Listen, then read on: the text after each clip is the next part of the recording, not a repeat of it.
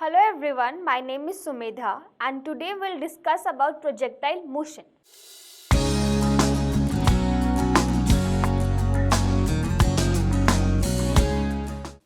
So now what is projectile? If a particle is thrown in the space and it moves under the effect of gravity, this is called projectile and the motion is called projectile motion. यहाँ से देखते हैं, particle ground पे था, particle is thrown upwards, particle को throw किया and this particle moves under the effect of gravity and covers distance r and reaches this point. So this is a projectile and the motion is called projectile motion. Now projectile motion consists of two motion, horizontal motion plus vertical motion. That means कि जो मेरा particle है जो projectile motion में है उसका horizontal कुछ motion होगा और वर्टिकल कुछ मोशन होगा. So let's see horizontal motion. Initial velocity ux, where x denotes x-axis और horizontal motion. What is ux? यहाँ से हम देखें इनिशियली पार्टिकल की वेलोसिटी u थी तो हमने u को कंपोनेंट में डिवाइड कर दिया, vertical component and horizontal component. So here if this is making angle theta then ux equals to u cos theta. ux is equals to u cos theta. Acceleration in horizontal motion is 0 because the particle is moving under the effect of gravity. Now at any instant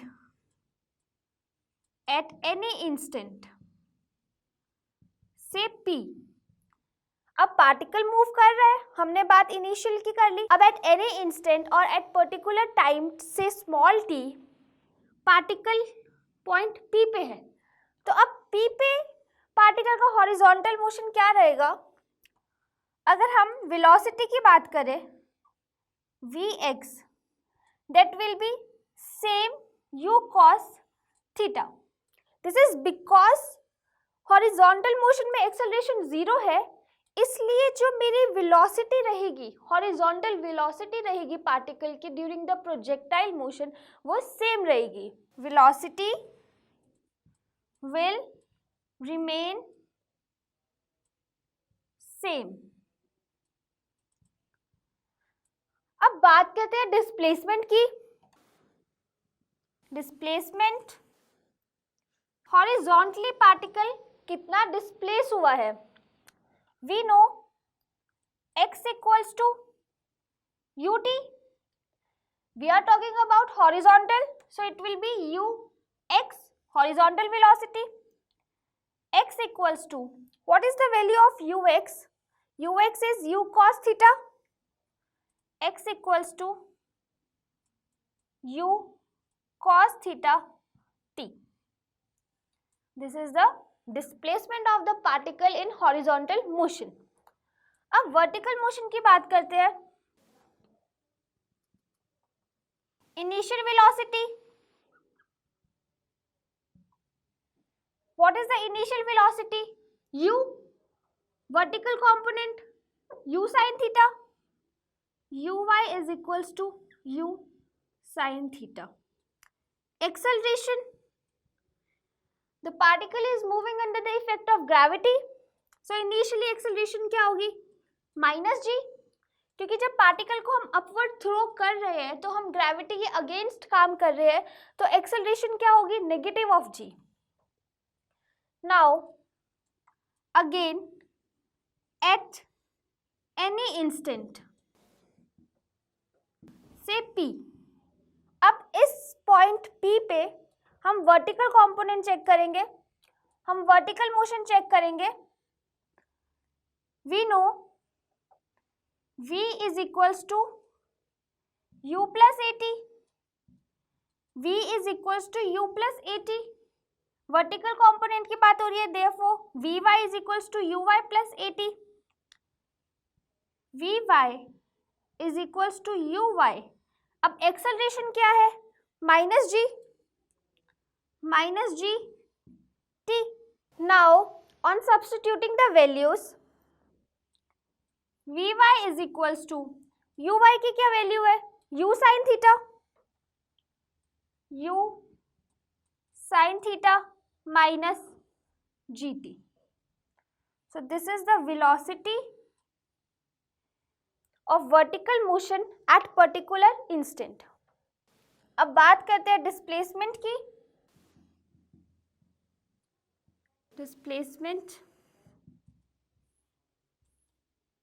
displacement y is equals to uyt minus half gt square.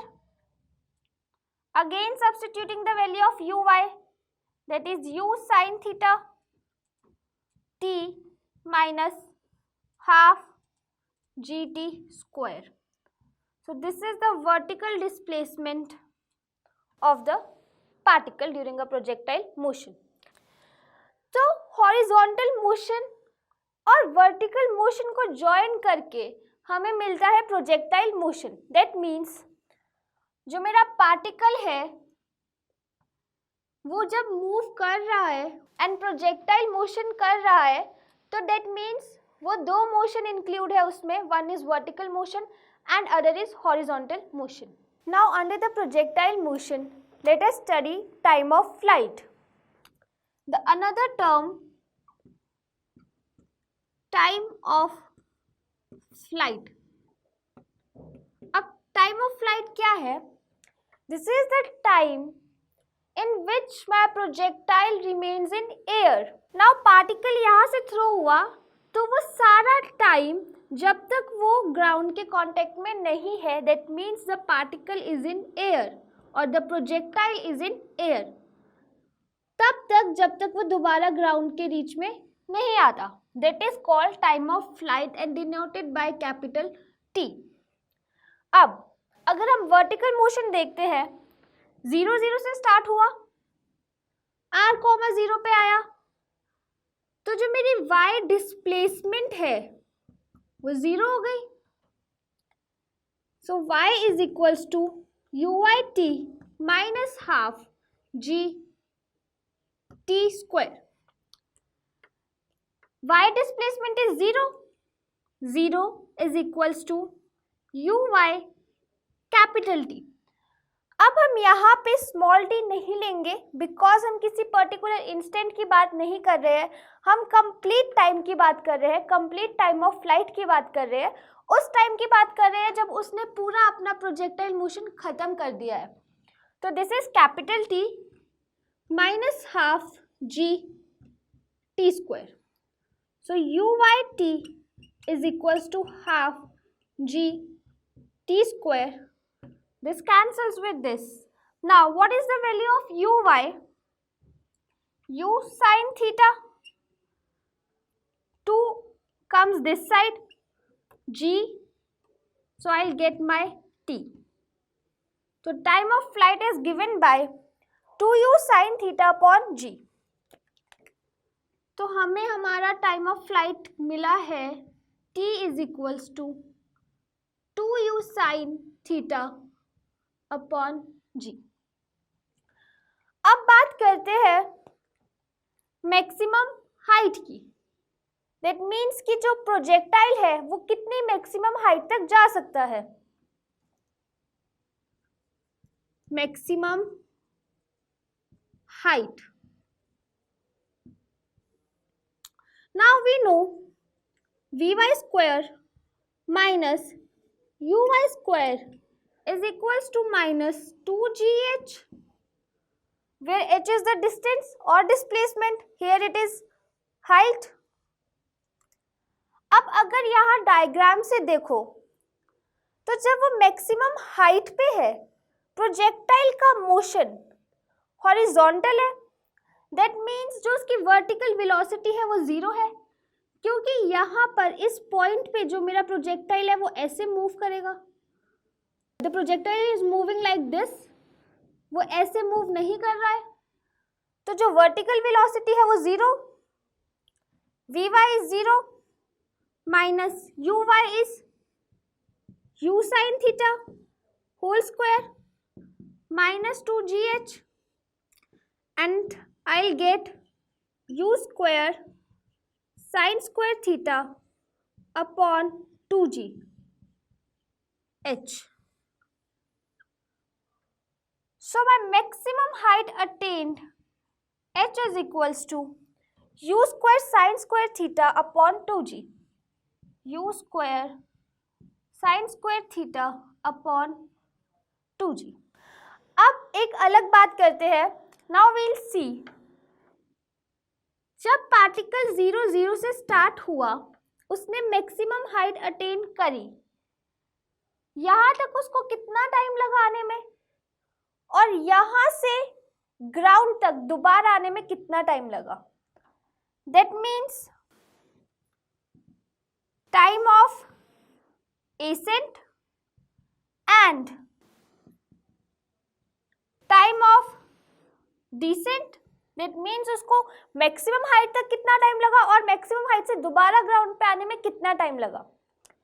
तो हमारा पूरे projectile का जो time period है वो capital T है, that is equals to 2u sin theta upon G. तो time of ascent मतलब मैक्सिमम हाइट तक जाने में उसको टोटल टाइम का हाफ टाइम लगेगा, that will be u sin theta upon g. This gives me time of ascent is equals to time of descent. मतलब उस प्रोजेक्टाइल को जितना टाइम मैक्सिमम हाइट अचीव करने में लगा, उतना ही टाइम मैक्सिमम हाइट से दोबारा ग्राउंड में जाने में लगेगा. So this was time of ascent equals to time of descent. अब बात करते हैं रेंज की. Now we'll discuss about range, that is denoted by capital R. That means that this distance जो प्रोजेक्टाइल ने कवर किया है. We know x is equals to ux t. अब x में क्या है? Capital R, ux and what is t? Capital T. क्योंकि अब मैं रेंज की बात कर रही हूँ, तो रेंज में मेरा पूरा डिस्टेंस कवर हुआ है, पूरा प्रोजेक्टाइल मोशन हुआ है. टाइम कितना लगे उसको? Capital T. यहां से we'll substitute the value of ux which is u cos theta t. अब जो ये t है टाइम ऑफ फ्लाइट, इसकी वैल्यू भी सब्स्टिट्यूट करेंगे, u cos theta t. Time of flight की value 2u sin theta upon g. So I'll get r is equals to u square 2 sin theta cos theta upon g. अब now from the trigonometry we know 2 sin theta cos theta is sin 2 theta. So I'll get my r is equals to u square sin 2 theta upon g. So the third term I get is range, that is u square sin 2 theta upon g. So these were the three terms: time of flight of the projectile, maximum height attained by the projectile, and range of the projectile. Now we'll compare two projectile motions. हम दो projectile motion consider करेंगे, 1 and 2. This is x-axis, this is y-axis. If one projectile is at angle theta, this another projectile will be at angle 90 minus theta.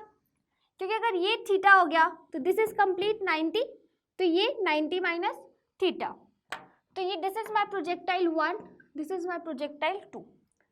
तो we'll compare say projectile 1 and projectile 2. This is at angle theta, this is at 90 minus theta. So let us compare time of flight. Time is equals to 2u sine theta upon g, as it is रहेगा, कोई problem नहीं है। यहाँ पर क्या रहेगा, 2u sine, what is theta here, 90 minus theta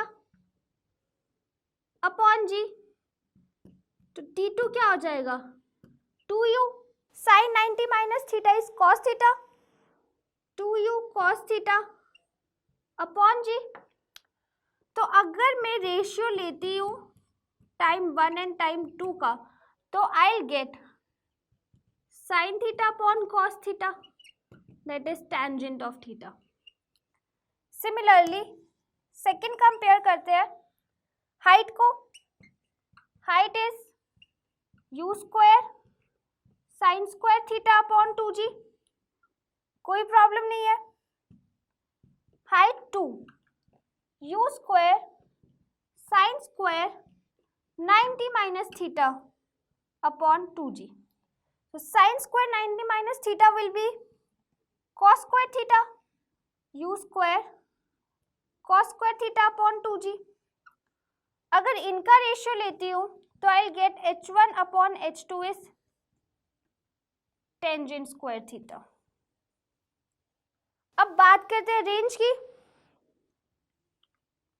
r1 u square sine 2 theta upon ji, r2 u square sine 2, what is theta, 90 minus theta upon ji.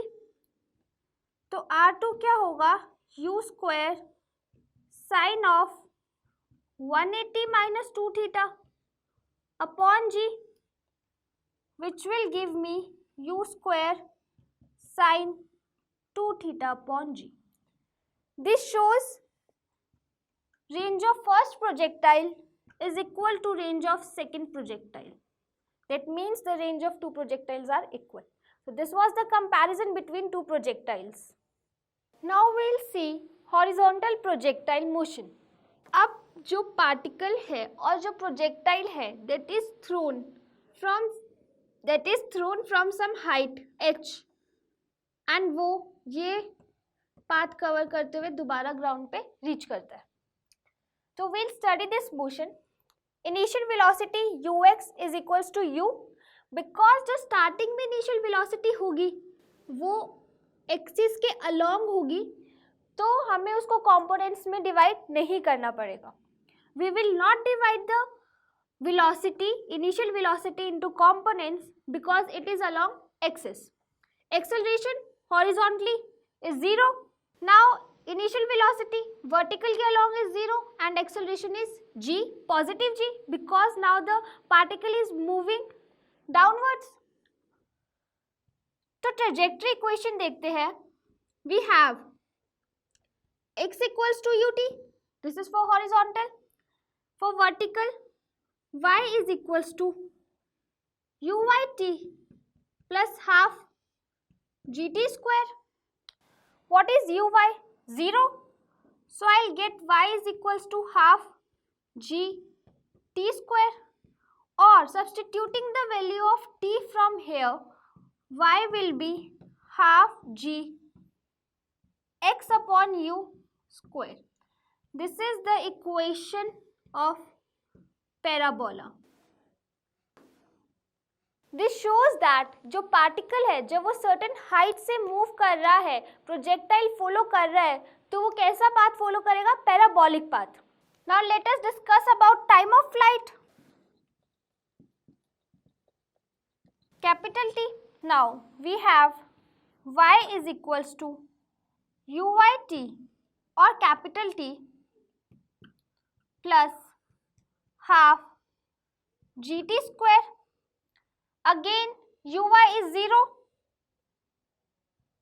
y is equals to 0 plus half gt square. Now what is y here? Vertical displacement. What is vertical displacement? Height. So h is equals to half gt square. यहाँ से we'll get t square is equals to 2h upon g, 2h upon g, or time of flight is square root of 2h upon g. This is the time of flight for this projectile. Now, let's talk about range. Range is x, uxt. x क्या है? r, uxt. What is ux? u. r is equals to ut. Substituting the value of t, r is equals to u. t is under the root 2h upon g. This is the range. So I have done trajectory equation, that is the equation of parabola, time of flight and range of the projectile. So this was all about projectile motion. We'll see you in the next video. Till then, keep revising.